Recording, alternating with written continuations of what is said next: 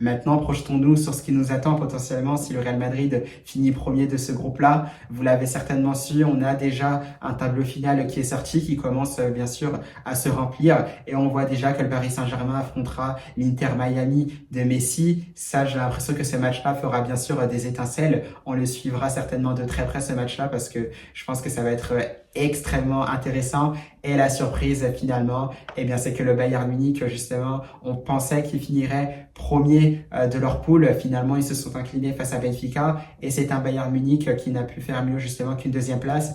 Et bingo, ça se retrouve justement dans le tableau du Paris Saint-Germain. Ça pourrait se retrouver aussi dans le tableau du Real Madrid si le Real Madrid est amené justement à finir premier de cette poule en cas de résultat positif face à Salzbourg.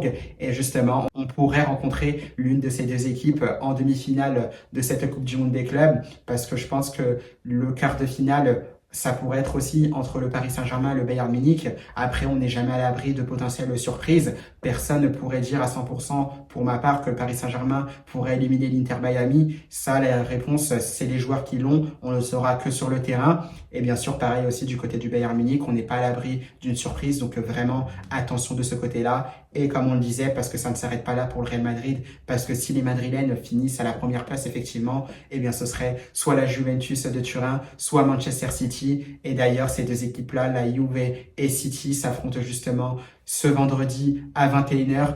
Un résultat d'ailleurs, un match qui décidera justement de qui finira deuxième et qui pourrait potentiellement rencontrer le Real Madrid du côté des huitièmes de finale. Et ça peut être fortement intéressant. Donc vous l'aurez compris, Los Chavales, si on parle de favoris, si on parle de logique, le futur vainqueur justement de cette Coupe du Monde des clubs pourrait être justement de ce côté-là, avec un Paris Saint-Germain, avec un Bayern Munich, avec un Real Madrid potentiellement, avec un Manchester City ou une Juventus de Turin. Donc là, vraiment, ça va être explosif et on sent justement que de l'autre côté, ça peut être un peu plus équilibré justement, donc avec des équipes aussi assez homogènes où tout le monde, bien sûr, aura sa chance comme du côté justement des très grosses équipes.